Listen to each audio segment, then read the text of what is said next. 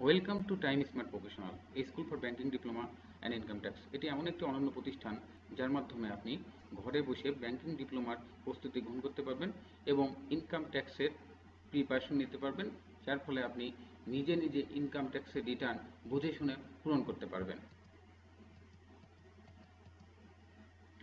Banking ডিপ্লোমার second পার্টের management অ্যাকাউন্টিংয়ের একটা গুরুত্বপূর্ণ চ্যাপ্টার হলো স্টেটমেন্ট অফ ক্যাশ ফ্লোস। এটা খুবই গুরুত্বপূর্ণ চ্যাপ্টার, কারণ প্রতি পরীক্ষা হলে মিনিমাম একটা ক্যাশ ফ্লো থাকেই। এখানে আমরা জানবো স্টেটমেন্ট অফ ক্যাশ ফ্লোস কি, স্টেটমেন্ট অফ ক্যাশ ফ্লোর উপাদানগুলো কি কি, স্ট্রাকচার ফরম্যাট ব্যবহারের মাধ্যমে ক্যাশ ফ্লো সহজে সমাধান করা, খতিয়ান বা লেজার পদ্ধতির মাধ্যমে ক্যাশ ফ্লোর অঙ্ক অটোমেটিক্যালি মিলতে বাধ্য করা, ডিরেক্ট এবং ইনডিরেক্ট মেথডের মিলকরণ এবং একই অঙ্ক ক্যাশ ফ্লোর এই ডিরেক্ট এবং ইনডিরেক্ট মেথডে কিভাবে করতে হয় সেটা জানবো। এবং বিগত বছরে ক্যাশ ফ্লো স্টেটমেন্টের যে অঙ্কগুলো এসেছে সেইগুলো সহজ কৌশলে হাতে কলমে শিখব। IS 7 অনুযায়ী ক্যাশ ফ্লো স্টেটমেন্টে যে ক্যাশ ফ্লো ঘটে সেই ক্যাশ ফ্লোটা তিন ধরনের হয়ে থাকে। ফার্স্ট হচ্ছে অপারেটিং অ্যাক্টিভিটিস, বা এর বাংলা হচ্ছে পরিচালন কার্যক্রম। এর মাধ্যমে এটা বলতে বোঝায় যে প্রতিষ্ঠান তার বিক্রয় সংক্রান্ত এবং উৎপাদন সংক্রান্ত কার্যক্রমের মাধ্যমে পরিচালন কার্যক্রম সাধারণত সম্পাদন করে থাকে। এটা সাধারণত প্রিন্সিপাল রেভিনিউ প্রডিউসিং অ্যাক্টিভিটিসের মাধ্যম দিয়ে হয়ে থাকে। এগুলো কি কি আমরা একটু জানবো, যে আপনার যে সকল কার্যক্রমের মাধ্যমে প্রতিষ্ঠান তার নেট ইনকাম প্রডিউস করে সেগুলোকে বলছি আমরা অপারেটিং অ্যাক্টিভিটিস। ফর এক্সাম্পল, যে operating cash flows include cash sources from sales and cash use to purchase inventory. তার মানে সেলসের মাধ্যম দিয়ে ক্যাশ ইনফ্লোজ ঘটে এবং কীভাবে পার্সেজের মাধ্যমে ক্যাশের আউটফ্লো ঘটে, এবং আদার্স যে এক্সপেন্সেস রয়েছে যেমন স্যালারিজ, ইউটিলিটিস, এইগুলো। এরপরে ক্যাশ ফ্লো আরও বেশ কিছু বিষয় ইনক্লুড করে, সেগুলো হচ্ছে interest, dividend revenue, interest expense এবং ইনকাম ট্যাক্স। ক্যাশ ফ্লোর দ্বিতীয় এলিমেন্টস হচ্ছে investing activities. These are the cash flow derived from acquisition and disposal of non-current assets such as land, building, equipment, furniture, and other type of investment which may be short-term or long-term, that is not equivalent to cash. Uh, that is not cash equivalent. That means, তার মানে এটা বলতে বোঝানো হচ্ছে যে আপনার যে non current asset, that mean দীর্ঘমেয়াদী যে অ্যাসেটগুলো আছে তার অ্যাকুইজিশন মানে ক্রয় এবং ডিসপোজাল অপসারণ, এইগুলোর মাধ্যম দিয়ে যে ক্যাশ ইনফ্লো অ্যান্ড আউটফ্লো ঘটে, এবং লং টার্ম ইনভেস্টমেন্টও এর সাথে জড়িত, এইগুলোর মাধ্যম দিয়ে ক্যাশ ইনফ্লো অ্যান্ড আউটফ্লো এখানে দেখানো হয়। আমরা একটা চার্ট দেখাবো যার মাধ্যম দিয়ে আমরা ইনভেস্টিং অ্যাক্টিভিটিসের ক্যাশ ইনফ্লো অ্যান্ড আউটফ্লোগুলো দেখতে পারবো। এক নজরে আমরা দেখে নিই যে ইনভেস্টিং অ্যাক্টিভিটিসের নিম্নোক্তভাবে যে ক্যাশ ইনফ্লো ঘটে, যেমন কিছু বিষয় কিছু জিনিস সেলস করার মাধ্যমে, যেমন sales of long term investment, property, plant and equipment, the principal amount of loan made to others, এইগুলোর মাধ্যম দিয়ে আমরা ক্যাশ ইনফ্লো ঘটে, এগুলোর মাধ্যমে প্রতিষ্ঠানের নগদ ক্যাশের আগমন ঘটে। আর কিছু নন কারেন্ট অ্যাসেট এবং ইনভেস্টমেন্ট বিক্রয়ের মাধ্যম দিয়ে ক্যাশ আউটফ্লো ঘটে। কোন, যেমন আপনার long term investment, property, plant and equipment, এইগুলো যেমন মানে পার্সেসের মাধ্যমে ক্যাশ আউটফ্লো ঘটে। এগুলো দেখেন, আপনি লং টার্ম ইনভেস্টমেন্ট যদি করেন তাহলে আপনার ক্যাশ চলে যাচ্ছে, আপনি প্রপার্টি, প্ল্যান্ট, ইকুইপমেন্ট এগুলো যদি পার্সেস করেন তাহলে ক্যাশ চলে যাচ্ছে, আবার যদি আপনি কাউকে লোন দেন তাহলে কিন্তু আপনার ক্যাশের আউটফ্লো ঘটছে। 3 নম্বর যে ক্যাশ ফ্লোর যে আইটেমটা হচ্ছে সেটা হচ্ছে ফাইন্যান্সিং অ্যাক্টিভিটিস। এটা ফাইন্যান্সিং বলতে প্রতিষ্ঠান কীভাবে ফাইন্যান্স করে থাকে। প্রতিষ্ঠান সাধারণত দুইটা ওয়েতে ফাইন্যান্স করে, একটা হচ্ছে যে আপনার নর্মালি শেয়ার ইস্যুর মাধ্যম দিয়ে, আর একটা হচ্ছে যে কারোর কাছ থেকে লোন বা ধার নেওয়ার মাধ্যম দিয়ে, এবং পরবর্তীতে এই লোন বা ধার পরিশোধ করা এবং শেয়ার মার্কেট থেকে ক্রয় করা, এর মাধ্যম দিয়ে কী হয়, ক্যাশের আউটফ্লো ঘটে যায়। আমরা একটা চার্টের মাধ্যমে এটা বুঝবো যে issue of sale of share, long term debts, fund, bonds, এগুলোর মাধ্যম দিয়ে ক্যাশের ইনফ্লো করে। মানে শেয়ার ইস্যু করলে শেয়ার কি ক্যাশের মাধ্যমে যদি বিক্রি করে তাহলে কি প্রতিষ্ঠানে ক্যাশ আসে, আবার কারোর কাছে লোন, ডেটস বা বন্ড ইস্যুর মাধ্যম দিয়ে যদি আপনি ক্যাশ ইনফ্লো ঘটাইতে পারেন।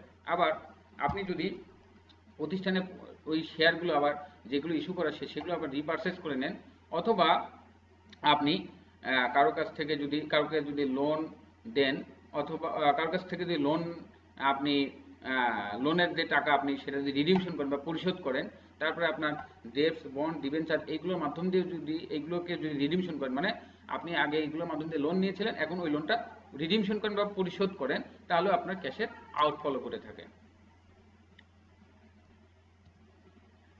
সুতরাং আমরা বুঝতে পারলাম যে ক্যাশ ফ্লোতে তিন ধরনের স্ট্রিমের ক্যাশ ফ্লোতে তিন ধরনের ক্যাশ ফ্লোসটা দেখাইতে হয়। একটা হচ্ছে cash flows from operating activities, তারপরে net cash flows from investing activities, আর একটা হচ্ছে net cash flows from financing activities.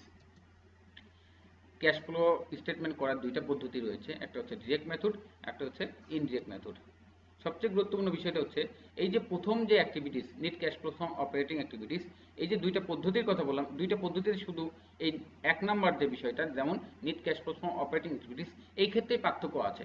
বাকি যে দুইটা কার্যক্রম যেমন net cash flow from investing activities, net cash flow from financing activities, এই দুইটা ক্ষেত্রে কিন্তু ক্যাশ ফ্লো দুইটা মেথডই কিন্তু সেম। তার মানে আপনার শুধুমাত্র net cash flow from operating অ্যাক্টিভিটিসের জন্য দুইটা পদ্ধতি ফলো করা হয়ে থাকে। আপনি কি জানেন এমন কিছু কৌশল আছে যা অনুসরণ করলে ক্যাশ ফ্লো স্টেটমেন্ট মিলতে বাধ্য?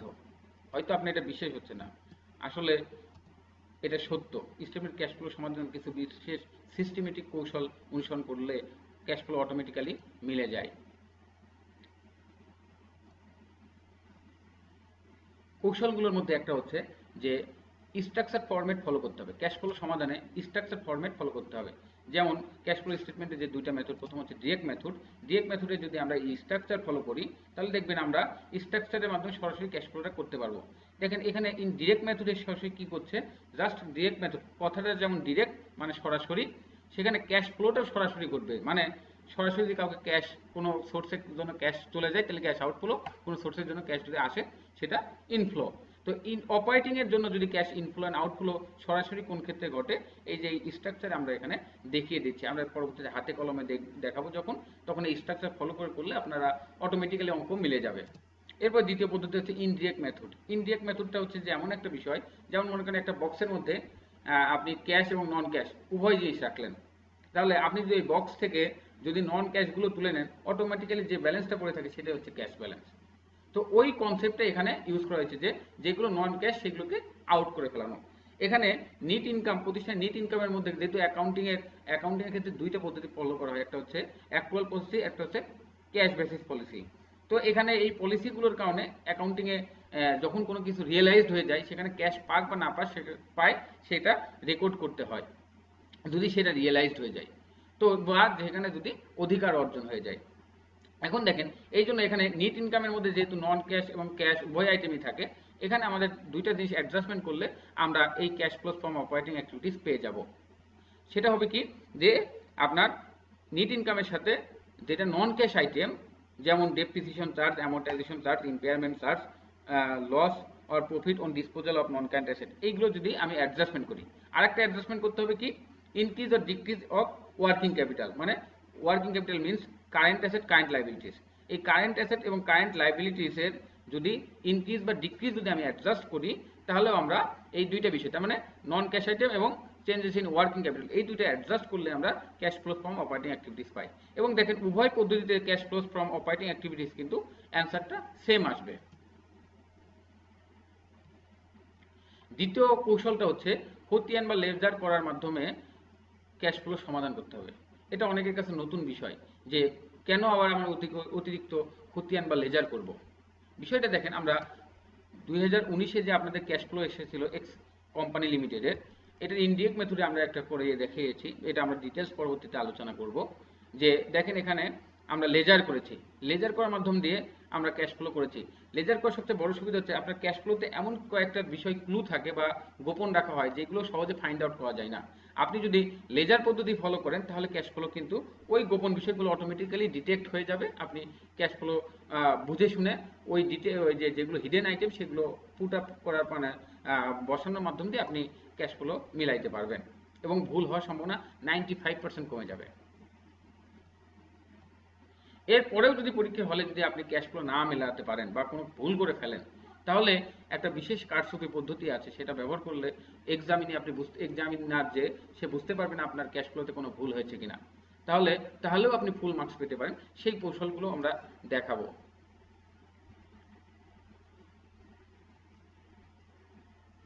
চলুন এবার ক্যাশ ফ্লোর যে পদ্ধতি এবং কৌশলগুলো আছে আমরা এগুলো বিশদভাবে আলোচনা করি।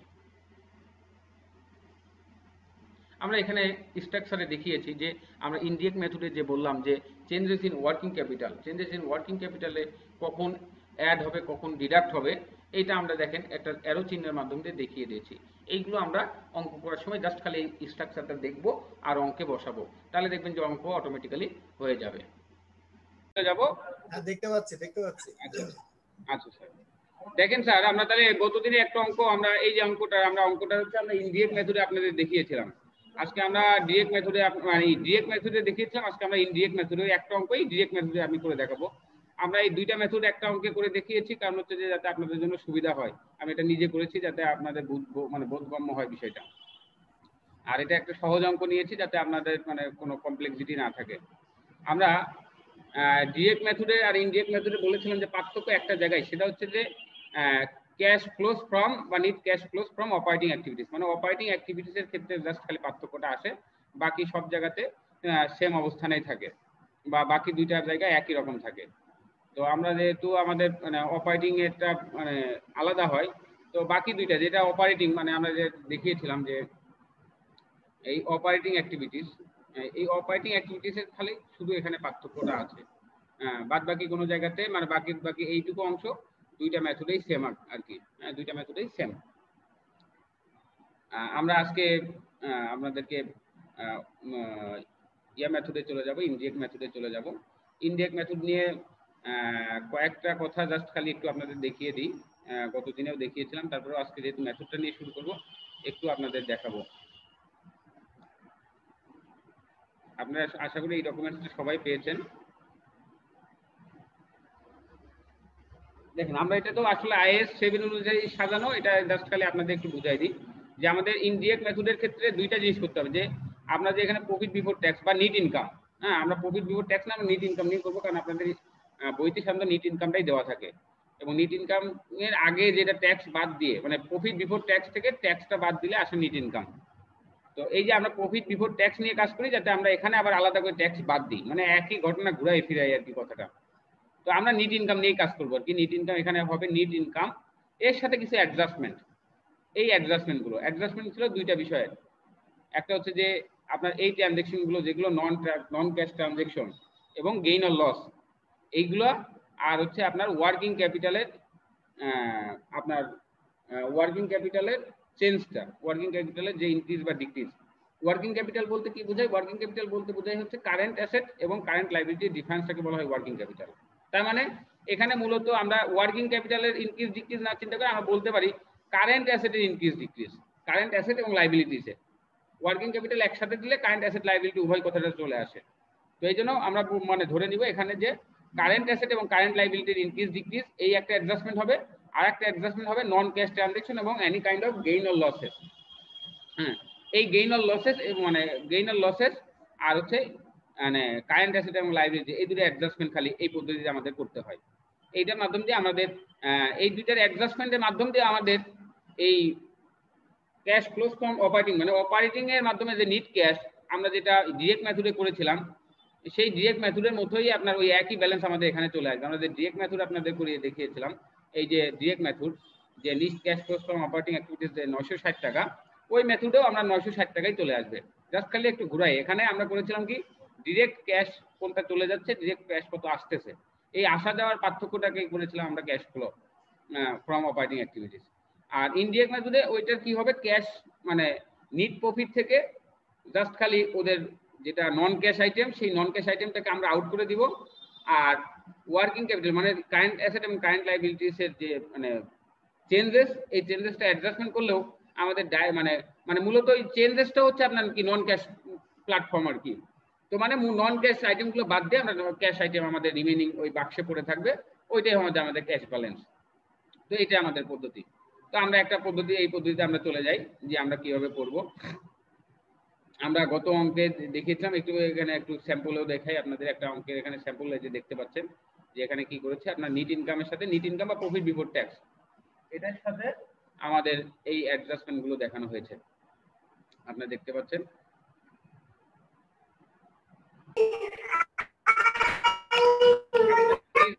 আপনারা নিজে একটু সাইলেন্ট করে রাখবেন।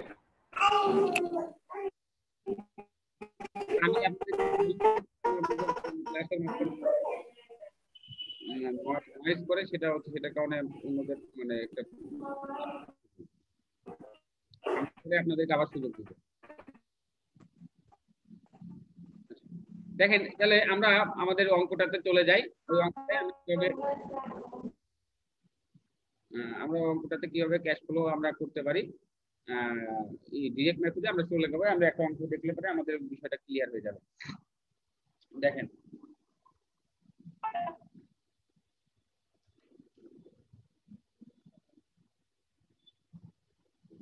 আমরা আপনাদেরকে দেখিয়েছিলাম যে কিভাবে লেজারের মাধ্যম দিয়ে আমরা এমন করতে চাই যে লেজারের মাধ্যম দিয়ে ভুল হওয়ার সম্ভাবনা প্রায় অ্যাবাউট 90% কমে যায়। এই জন্য আপনাদেরকে সবসময় আমি এনকারেজ করি যে আমরা লেজার পদ্ধতি ফলো করে ক্যাশ ফ্লো স্টেটমেন্ট করবো। এটা প্রথম 1-2 দিন আমাদের জন্য কষ্ট হবে, পরবর্তীতে আমাদের জন্য এই পদ্ধতি সবচেয়ে সহজ হয়ে যাবে। এই জন্য আমরা লেজার পদ্ধতিটা ফলো করবো।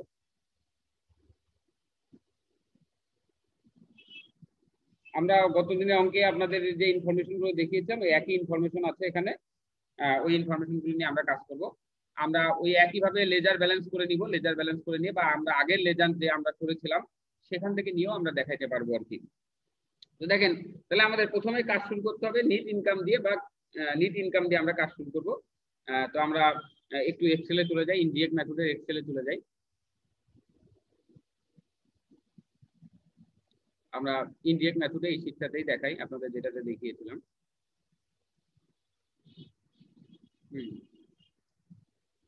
স্টেটমেন্ট অফ ক্যাশ ফ্লো ওই কোম্পানির আপনার যে ইনডিরেক্ট মেথড আমরা এই মেথডে চলে যাব।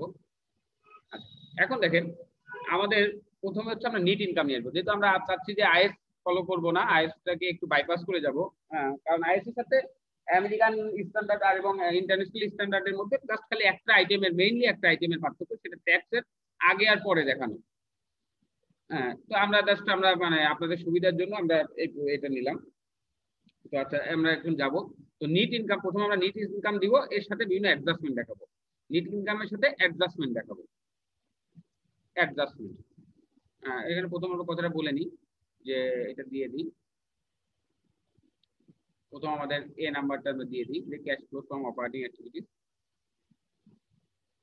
এটা আমরা এখানকার মতো করেই বসাই নিই, একই কলাম আমরা এখানে নিয়ে বসাই নিয়ে কাজ করি।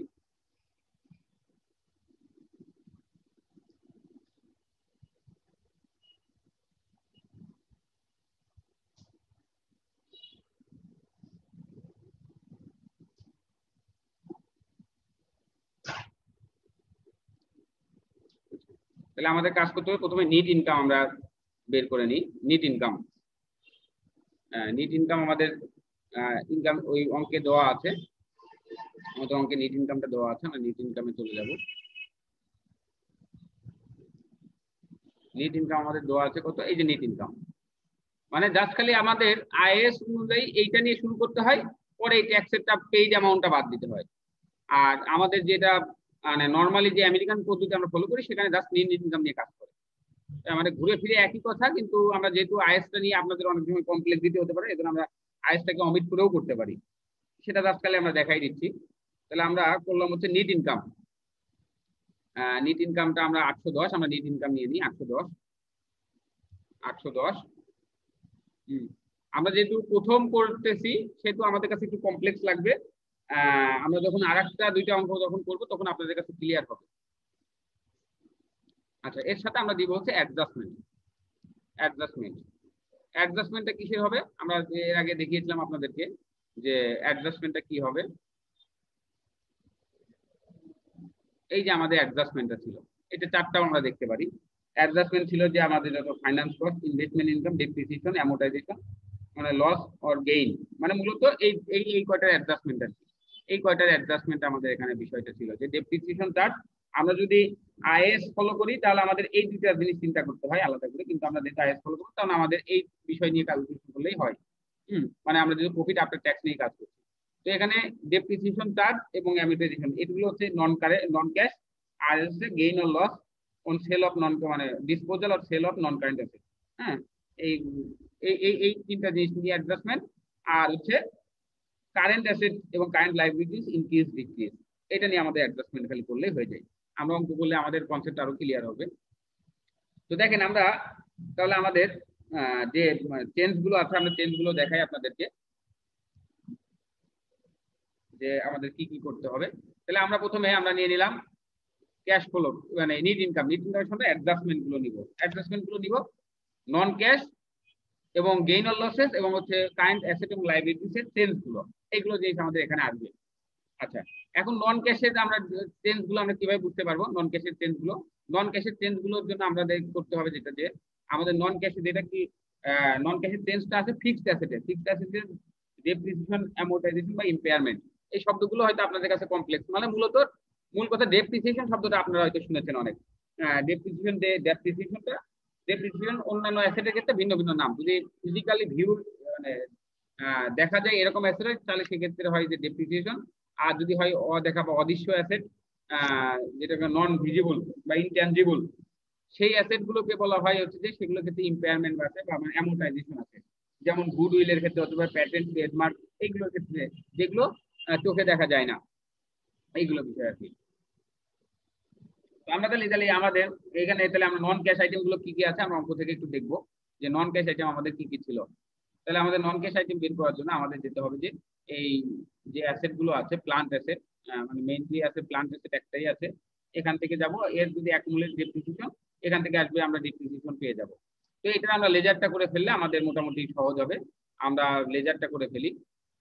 আমরা লেজারটা দেখাচ্ছি যে এই যে দেখেন আমরা লেজারটা হয়তো করেছিলাম যে 30 টাকা। আমরা দেখেন যে আমাদের লেজারটা গতদিনে পুড়িয়ে দেখিয়েছিলাম যে আমাদের 1170 টাকা ছিল মানে অ্যাসেটের অ্যাকুমুলেটেড ডেপ্রিসিয়েশনের মানে ডেবিট ব্যালেন্স, আর এটা ছিল ক্রেডিট ব্যালেন্স, মানে বিডিআর সিডি ছিল।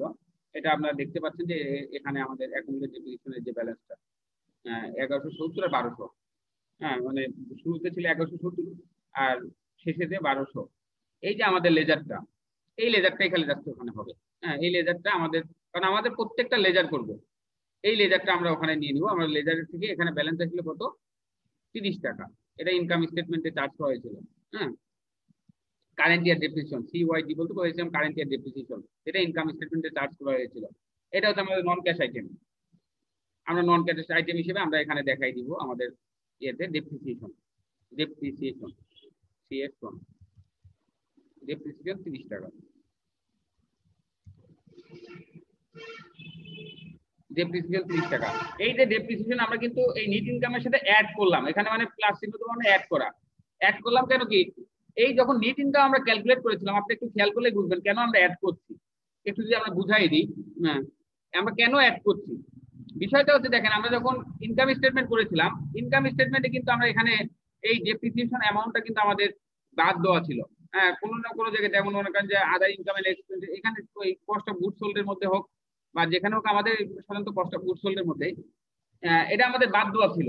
এখানে আমাদের বাদ দেওয়ার কারণে কি হয়েছে, যে যেহেতু একটা খরচ ছিল, ডেপ্রিসিয়েশনকে খরচ হিসেবে দেখেছি, কিন্তু কোনো ক্যাশ আমাদের ব্যয় হয় নাই। কারণ ডেপ্রিসিয়েশন জাস্ট খালি allocation of cost, not an amount two be paid. হ্যাঁ, কোনো অ্যামাউন্ট পেইড করা হয় না, জাস্ট খালি কোনো অ্যাসেটের যে অ্যানুয়াল চার্জটা ধরা হয়। কিন্তু অ্যাসেট তো ক্রয় করা হয়েছে অনেক আগেই, ক্যাশ তাহলে এখন ট্রানজাকশন হয়নি। তো এই যে আমরা ডেপ্রিসিয়েশন এখানে বাদ দেওয়ার কারণে কি হয়েছে, আমার সেলস রেভিনিউ থেকেও ডেপ্রিসিয়েশন অ্যামাউন্টটা বাদ দিয়ে গেছে, যার কারণে আমার নেট ইনকাম কমে গিয়েছে। তো আমার ক্যাশ আমি পেইড করি নাই, তারপরে আমার নেট ইনকাম কমে গিয়েছে। তাই এই জন্য আমি কি করছি, আমি আবার অ্যাড ব্যাক করছি, তাকে আবার পুনরায় যোগ করে নিচ্ছি। এর ফলে কি হচ্ছে, তাহলে আমার ইফেক্টটা নিউট্রাল চলে আসলো, যে আমার একবার আমরা বাদ দিয়েছিলাম নেট ইনকাম বের করার সময় সেলস রেভিনিউ থেকে, মানে আয় থেকে, এইটা একটা ব্যয় দেখিয়েছিলাম, কিন্তু আসলে এই ব্যয়ের জন্য কোনো ক্যাশ ব্যয় মানে ক্যাশ টাকা চলে যায় নাই।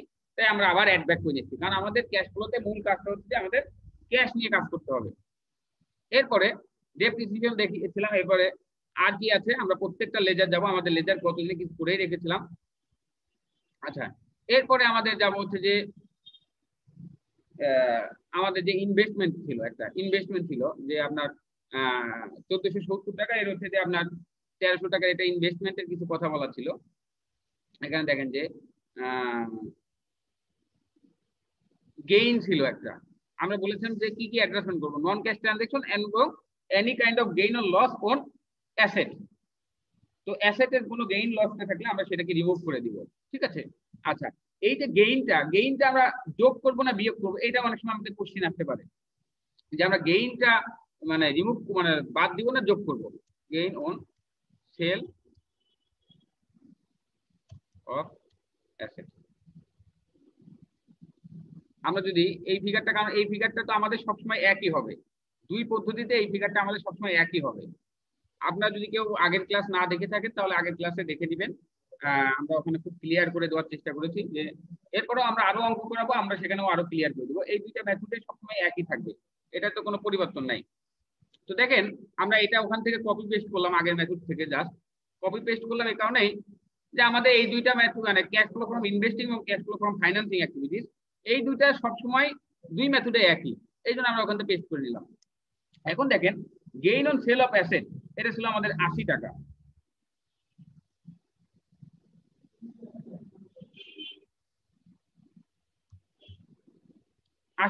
Gain on sale of asset 80 টাকা। এই যে আমরা দেখলাম 80 টাকা আমরা বিয়োগ করছি। কেন বিয়োগ করছি দেখেন, আমরা যখন ইনকাম স্টেটমেন্ট করেছিলাম, ইনকাম স্টেটমেন্টে দেখেন এই গেইনটা কি করা হয়েছে, যোগ করা হয়েছে। তার মানে এটাও এক প্রকার আয় ধরা হয়েছে, এটাও এক প্রকার আয় ধরা হয়েছে এই 80 টাকা। তাহলে আয় দেখায় কি করেছি, সেলস রেভিনিউ থেকে এই আয়টা যোগ করে আমরা এই নেট ইনকাম কিন্তু আমার যোগ করার কারণে বেড়ে গিয়েছে। তো যেহেতু নেট ইনকাম বেড়ে গিয়েছে, এইটা আমরা কি করছি, জাস্ট খালি কি করছি, এই গেইন অর লসটা আমরা দেখেন এখানেও আমরা যে এটা করেছিলাম যে আপনার সেল করেছিলাম যে cash receive from sale of debt instrument, এখানে কিন্তু দেখেন আমরা ওই 80 টাকা কিন্তু যোগ করেছিলাম। মানে মূল জিনিসটা হচ্ছে কি, আমরা গেইনটা অপারেটিং অ্যাক্টিভিটিস না, এটা নন অপারেটিং, এটা চলে যাবে ইনভেস্টিং এর মধ্যে। তাই আমরা কি করছি, এখানকার লাভটা সরাই নিয়ে এসে আমরা এখানে দিচ্ছি, এখানকার লাভটা সরাই নিয়ে এসে আমরা ইনভেস্টিং এ দিয়ে দিব। জাস্ট খালি আমরা প্লেসটা চেঞ্জ করলাম, কারণ আমরা কাজ করছি অপারেটিং অ্যাক্টিভিটিস। কিন্তু gain or loss of any kind of মানে অ্যাসেট, সেলিং অ্যাসেট মানে অ্যাসেট সেলের ক্ষেত্রে, নট কিন্তু কোম্পানির প্রোডাক্ট সেলের ক্ষেত্রে না, কোম্পানির অ্যাসেট সেলের ক্ষেত্রে যদি কোনো গেইন অর লস হয় সেটা অপারেটিং অ্যাক্টিভিটিস না, এটা নন অপারেটিং অ্যাক্টিভিটিস। যখন কোনো মানে অ্যাসেট এবং বা কোনো ফিক্সড অ্যাসেট, যেটাকে বলে প্ল্যান্ট বা ফিক্সড অ্যাসেট, যেগুলো ফিক্সড অ্যাসেট বা অ্যাসেট বিক্রি থেকে যদি কোনো গেইন লস আসে সেটাকে বলা, সেটা প্রতিষ্ঠানের অপারেশন না। কারণ প্রতিষ্ঠানের অপারেশন হচ্ছে তার সেলস এবং কস্ট অফ গুডস, মানে প্রোডাকশন অ্যাক্টিভিটিস এবং সেলস, এটা হচ্ছে তার অপারেটিং অ্যাক্টিভিটিস। কারণ যেটার মাধ্যমে কোম্পানি তার মানে ইয়েটা করে, কার্যক্রমটা চালায় বা অপারেশন পরিচালনা করে। যেমন আপনারা যদি ব্যাংকে আছেন, যেমন ব্যাংকে যদি আপনি চিন্তা করেন, ব্যাংকে কিন্তু যদি আপনি ব্যাংকের যে কাস্টমার সাথে যে ট্রানজেকশন করছেন, যে মনে করেন আপনি লোন দিচ্ছেন, ইন্টারেস্ট নিচ্ছেন, ইন্টারেস্ট চার্জ করছেন, এটা করছেন, এটা কিন্তু ব্যাংকের অপারেশন। কিন্তু ব্যাংক তার মনে করেন একটা মনে করেন যে কম্পিউটার বিক্রি করে দিয়েছে, বা ব্যাংক তার মনে করেন যে একটা ডেকোরেশন ক্রয় করেছে, এইটা কিন্তু তার মনে করেন এখানে যে গেইন লস, একটা ডেকোরেশন ক্রয় করে করেছিল 5 বছর বা 2 বছর বা 3 বছর আগে, পরে ওই ডেকোরেশনটা বিক্রি করে দিচ্ছে। তাহলে কিন্তু এটা কিন্তু দেখেন ব্যাংকের কিন্তু ইউজুয়াল কাজ না, রেগুলার কাজ না। ব্যাংকের ইউজুয়াল কাজ হচ্ছে কাস্টমারের কাছ থেকে ইন্টারেস্ট চার্জ করা এবং ইন্টারেস্ট পেইড করা, এর ডিফারেন্সে তার প্রফিট হিসেবে কাজ করে, ওইটাই তার হচ্ছে অপারেশন। কিন্তু এই যে মানে তার ইকুইপমেন্ট, ফার্নিচার, এইগুলো বিক্রির মাধ্যম দিয়ে যদি তার কোনো গেইন বা লস হয়, সেটা তার অপারেটিং অ্যাক্টিভিটিস না। কিন্তু এই বিক্রি করছে ওটা যেটা ক্রয় মূল্য, যেটা মনে করেন যে আপনি একটা মানে কম্পিউটার ক্রয় করেছিলেন সাপোজ 5,000 টাকা দিয়ে, এখন ওইটার মূল্য আছে হয়তো ডেপ্রিসিয়েশন বাদ দেওয়ার পরে 2,000 টাকা, ওইটা আপনি বিক্রি করছেন 2500 টাকা। যে 2500 টাকা বিক্রি করতে কি হয়েছে, আপনার 500 টাকা লাভ হয়েছে, এই 500 টাকা তো আপনি ক্যাশ পেয়েছেন, আপনি 2500 টাকা ক্যাশ পেয়েছেন। তো তাহলে যে আপনি 2500 টাকা ক্যাশ পান, আপনি এখানে ডাইরেক্টলি ইনভেস্টিং এ আপনার ওই 2500 টাকাই চলে যাবে, 2500 টাকাই চলে যাবে। তাহলে আপনার যদি 2500 এখানে দেখাতে হয়, তাহলে কিন্তু এখানে আবার নতুন করে আপনি দেখাইতে পারবেন না, কারণ এক ক্যাশ ডাবল রিডান্ডেন্ট হয়ে যাবে। এখানে যদি আপনি রাখেন, আবার এখানেও যদি সম্পূর্ণ ক্যাশ কত পেয়েছেন সেটা যদি দেখাই দেন, তাহলে কি রিডান্ডেন্সি হয়ে যাবে, মানে ডাবল হয়ে যাবে। তাই এখান থেকে সরাই নিয়ে মূল যে মানে আমি যত টাকা ক্যাশ বিক্রি করে পেয়েছি সেটা আমরা এখানে দেখাই দিব, এটা হচ্ছে মূল কাজ। এই জন্য গেইন হইলে গেইনটা হচ্ছে আমরা বাদ দিব, আর লসটা হইলে আমরা যোগ করব, এটা হচ্ছে আমাদের কাজ। এরপরে আমাদের নেক্সট যেটা চলে যাব সেটা হচ্ছে যে তাহলে আমরা এটা একটা আমরা অ্যাডজাস্টমেন্ট করলাম। এরপরে আমরা অ্যাডজাস্টমেন্ট করব কি, আমাদের দেখেন যে আমাদের অঙ্কে চলে যায়, কারণ আমার 2টা থেকে 3টা জিনিস আমরা অ্যাডজাস্ট করতে পারি। একটা হচ্ছে গেইন অর লস, আর একটা হচ্ছে নন ক্যাশ আইটেম, যেমন হচ্ছে ডেপ্রিসিয়েশন, অ্যামোর্টাইজেশন, এইগুলা বা ইম্পেয়ারমেন্ট, আর একটা জিনিস হচ্ছে যে আপনার কারেন্ট অ্যাসেট লাইবিলিটিজ এর যে চেঞ্জ, এইগুলো আমরা খালি মানে অ্যাডজাস্টমেন্ট করবো, সেগুলো আমাদের এখানে ফাইন্ড আউট করা শিখতে হবে। ঠিক আছে, তো আমরা দেখেন যে আমরা ডেপ্ট ইনস্ট্রুমেন্ট নিলাম, প্লান্ট অ্যাসেটের জিনিসটাও আমরা নিয়েছি, কারণ এই দুইটা লেজার আমরা আগের দিনেই করেছি। এই দুইটা লেজার আমরা আপনাদেরকে আবার দেখাই দিই, যে কারণ আমাদের কিন্তু ডেপ্ট ইনস্ট্রুমেন্টের লেজারটা আমরা কিন্তু এখানে দেখিয়ে দিয়েছি। এখানে ডেপ্ট ইনস্ট্রুমেন্টের লেজারটা আমরা দেখিয়েছি, এবং ডেপ্ট ইনস্ট্রুমেন্টে দেখেন এখানে আমরা কিন্তু যেখানে লেজার করব, লেজারে কিন্তু তার ক্রয় মূল্য দেখিয়েছি, যে আমরা যে অ্যাসেটটা বিক্রি করেছিলাম ওই অ্যাসেটের ক্রয় মূল্য ছিল 170 টাকা, আমার বুক ভ্যালু ছিল ওই সময় 170 টাকা, আমরা বিক্রি করেছিলাম ওইটা কত টাকা, 80 টাকা লাভে বিক্রি করেছিলাম। দেখেন আমাদেরকে কমকে কিন্তু এই কথাটাই বলা ছিল, যে আমরা ওই অ্যাসেটটা বিক্রি করেছিলাম, যে দেখেন কথাটা এখানে বলা আছে যে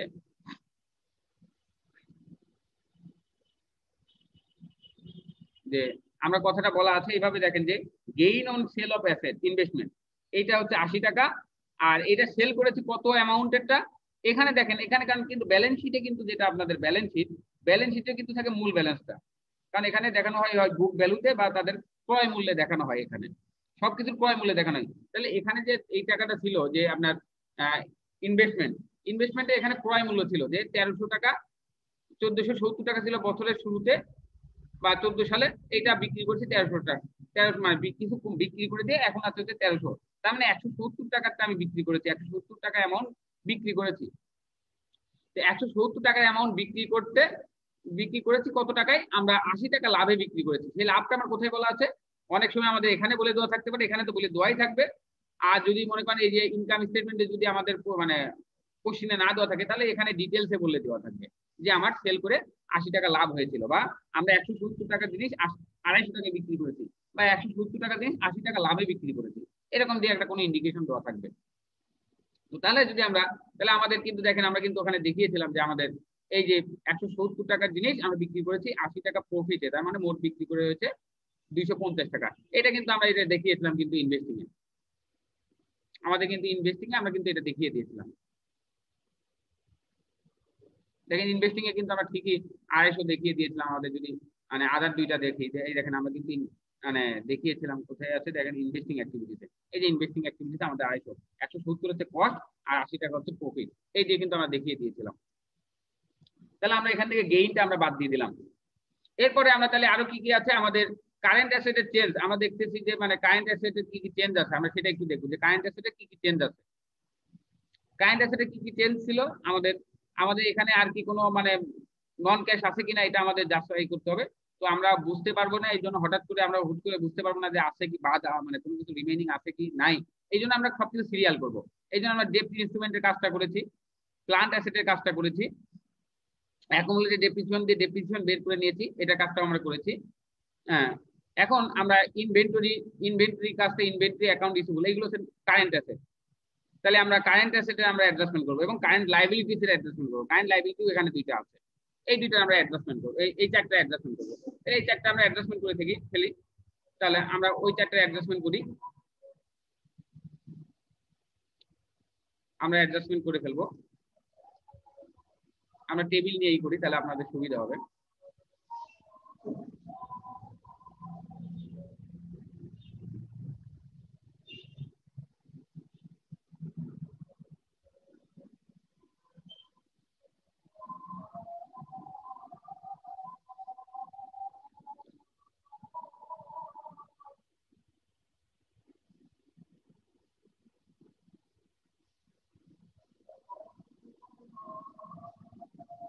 আচ্ছা দেখেন আমাদের তাহলে এইটা এখানে হচ্ছে আমরা দিয়ে দিই, আমরা সিরিয়ালি বসাই, আমরা সিরিয়ালে যাবো যাতে আমাদের ভুল হওয়ার সম্ভাবনা কম থাকে, কারণ আমাদের মেন টার্গেট থাকে ভুল না হওয়া। তাহলে আমরা কারেন্ট অ্যাসেট এবং কারেন্ট লাইবিলিটিস মানে ওয়ার্কিং ক্যাপিটাল অ্যাডজাস্টমেন্ট করবো। তাহলে এখানে আমাদের কত আছে, ইনভেন্টরি আছে, অ্যাকাউন্ট রিসিভেবল আছে। তাহলে inventory account receivable, inventory account receivable, inventory account receivable. এরপরে আরো দুইটা মানে কারেন্ট অ্যাসেট নিলাম, কারেন্ট লাইবিলিটির মধ্যে কি আছে, accounts payable, accounts account liability. আপনাদের আবার অনেকের প্রবলেম আছে কিনা জানি না যে কারেন্ট অ্যাসেট এবং কারেন্ট মানে লং টার্ম অ্যাসেট বা ফিক্সড অ্যাসেট এর মধ্যে পার্থক্য। হ্যাঁ, তো আমি কিন্তু একটা চার্ট অফ অ্যাকাউন্টস আপনাদের দিয়েছিলাম যে কারা কারেন্ট অ্যাসেট কারা কারেন্ট লাইবিলিটিস। হ্যাঁ, চার্ট অফ অ্যাকাউন্টস আপনি বুঝতে পারবেন যেটা মেয়াদ সাধারণত শর্ট টাইম। হ্যাঁ, সাধারণত কারেন্ট অ্যাসেটে আপনার ক্ষেত্রে আছে কি ক্যাশ। আপনার ক্যাশেরটা তো আমাদের ব্যালেন্সটা হবে লাস্টে আমরা বের করবো, সেজন্য ক্যাশটা আমরা নিব না, কিন্তু বাদ বাকিগুলো নিব। সেগুলো হচ্ছে যে ইনভেন্টরি আছে, অ্যাকাউন্ট রিসিভেবল আছে, নোট রিসিভেবল আছে, অ্যাকাউন্টস পেবল আছে, অ্যাকাউন্ট যে কোনো লাইবিলিটি মানে পেবল যেটা উইদিন শর্ট টার্ম পিরিয়ড, সেটা আমাদের হচ্ছে এখানে সেলসটা আছে। আর যেগুলো লং টার্ম সেগুলো চলে যাবে হচ্ছে ফাইন্যান্সিং এ, যেগুলো লং টার্ম সেগুলো চলে যাবে ফাইন্যান্সিং এ এবং ইনভেস্টিং এ, আর যেগুলো শর্ট টার্ম সেগুলো আসবে অপারেটিং এ। তাহলে আমরা ইনভেন্টরি নিলাম, অ্যাকাউন্টস পেবল নিব আর অ্যাক্রুড লায়াবিলিটি নিব। Accounts payable,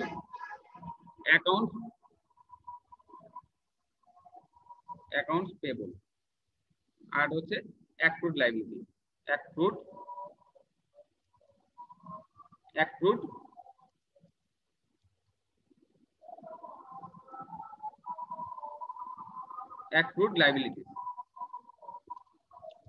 liability. এইটা আমাদের এই কারেন্ট অ্যাসেট এবং লায়াবিলিটি গুলো অ্যাডজাস্টমেন্ট আমরা করে নিব।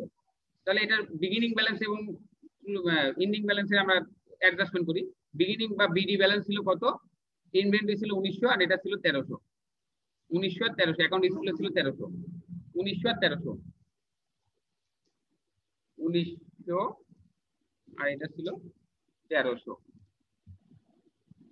আচ্ছা, এরপরে আমরা কিন্তু দেখেন এইগুলো যদি আমরা ডাইরেক্টলিও করি তাহলে কিন্তু কোনো সমস্যা নেই। আমরা যদি ডাইরেক্টলি করি যে আমার current asset current liability increase আর ডিক্রিজটা আমরা যদি জাস্ট খালি এখান থেকে ফাইন্ড আউট করে নিই তাহলেও কিন্তু হবে।